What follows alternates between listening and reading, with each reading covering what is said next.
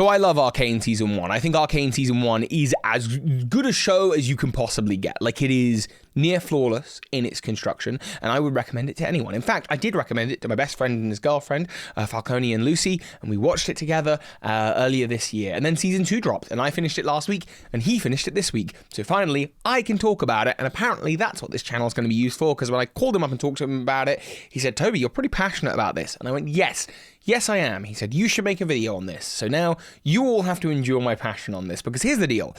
Arcane Season 1 is a masterpiece. Arcane Season 2 left me lost and confused, not sure really what was going on. Now, there's great stuff about this show, of course. It's not like it all went downhill and just went from being an amazing show to a terrible 0 out of 10 show. That's just not what happened. It was still visually stunning, like unlike anything I've ever seen. The music, incredible. I've listened to that soundtrack so many times. The lyrics to many of the songs that are in the soundtrack are so poignant to the show and the show's messaging. The Woodkid song in particular, that's for the advertising of the show, really to me evokes Victor and Jace having a kind of conversation with each other, and I just love that. And many of these songs I can imagine the characters singing, which I think is a really powerful and good soundtrack. It just synchronizes well and resonates well.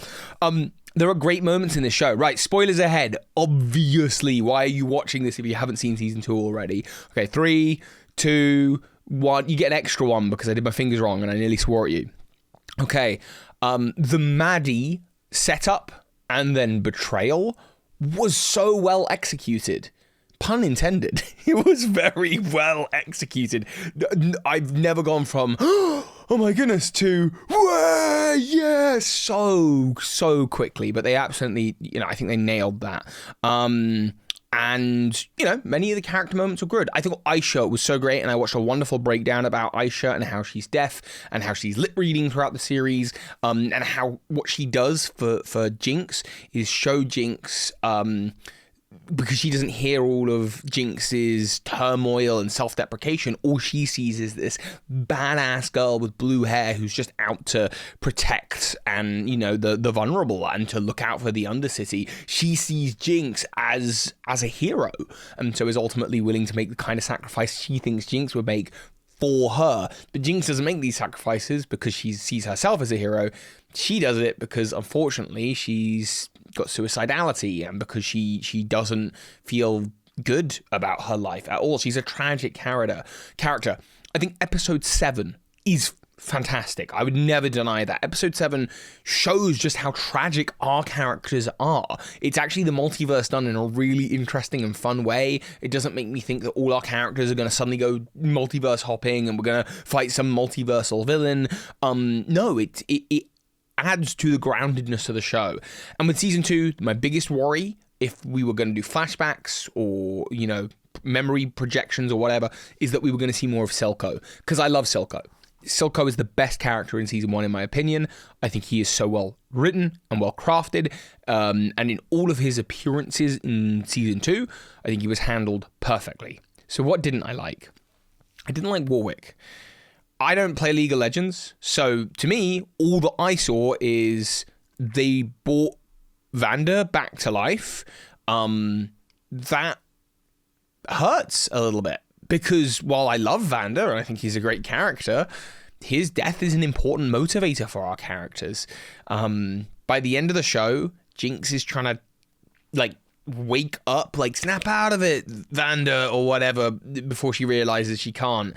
And that just feels hollow because we already sort of know that Vander's not there anymore and it's this other character. And I think this character got way too much screen time because to me the show isn't about that. I also think the Jason Victor stuff, again, gorgeous to look at. I don't know what was going on. Did they live at the end? Did they die at the end? Do they live in some mind space together? Did they run away together to continue being friends? Because I'm pretty sure they're just friends, guys. Maybe I was watching the wrong show, right? But what happened with them? And why was the finale about them? You might think, well, the show's called Arcane, so it's about the Arcane, but it's not about the Arcane. It never was. The show was about two sisters and two cities. It was about how the circumstance that they were led down and the decisions they made had ripple effects on nations, these two sisters. And it was about the fight for Powder's soul. Like, I think that's what the show was at its best and in season 1. And it was about, is Powder still in there? Is my sister still in there? You know, Vi is kind of given to us as the main hero of the show. Obviously, it's an ensemble cast. There's lots of other plots going on.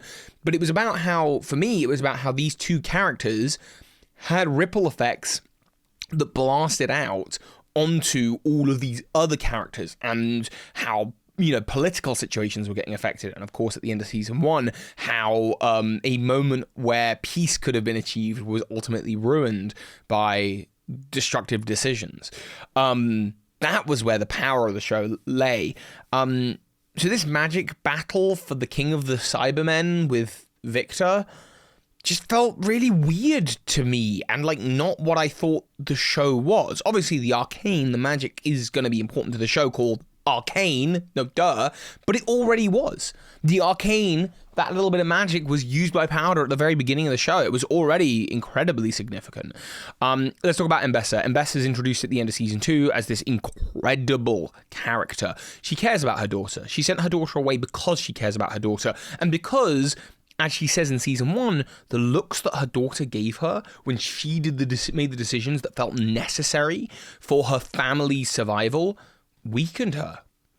And yeah, she's got this whole thing about the wolf and the sheep, and she sends her daughter away to hope that she might become that wolf. In season 2, I don't know who the Black Rose are. I don't care what's going on in the Black Rose. I don't know why I should care.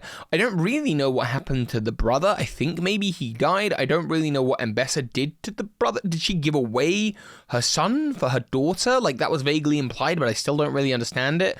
Why does she fight her daughter at the end? Did she die? Did she die? I'm so confused. Something about the gift that Mel has, which is why Mel was able to save her and Jace, that's fine. But like, again, I just felt so lost with that fight sequence, and I felt so lost with their motivations. And why does any of that mean she's going to team up with Victor? Does anyone know? I'm sure someone can explain it to me in the comments, but I just felt completely lost watching the show. By the final episode, Jinx and Vi have very little to do. They fight Warwick. Then Jinx tries to like save Warwick, and then realizes she can't, so fights him some more until she goes boom. And then maybe she doesn't. You know, like that's the whole conspiracy theory. And she's like, "I told you, sis. You know, I'm always with you." Like, what, last episode? Once it was a thing you said once. Like, this feels hollow. I'm lost. Like, what, am I supposed to care about that? Was that line that you said like a badass supposed to have some level of impact? Because it didn't. And I want to be clear, this is not a failure on the performances. Voice acting is incredible.